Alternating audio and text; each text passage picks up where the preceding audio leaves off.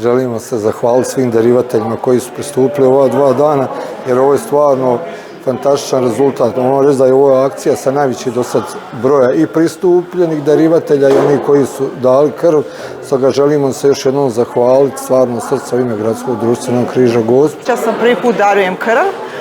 Odluka je pala prošle godine da počnem s darivanjem krvi u 2024. Jako se bojim igle, ali ipak ta motivacija da moja krv može pomoći nekome je prevladala.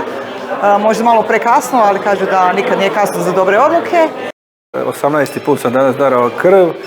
Evo, pridjelio sam se na ovo zato što mislim da je to najlakši način kako možemo pomoći ljudima koji su u nevolji kad im je to najpotrebnije.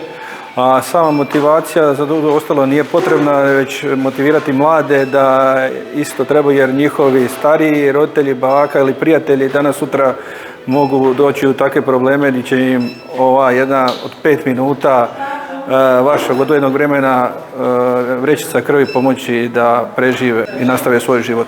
Današnjoj akciji pristupilo je 312 oboljelih darivatelja krvi, a krvi je dalo 293, što je stvarno fenomenalan odaziv i jako mali broj onih koji su odbijeni s obzirom na broj koji su pristupili.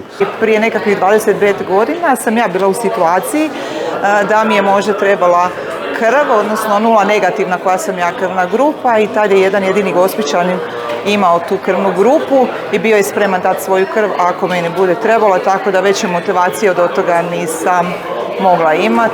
Kažem, nikad nije kasno, pa eto, i ja sam skoro 50 sam se odlučila postati darivatelj krvi.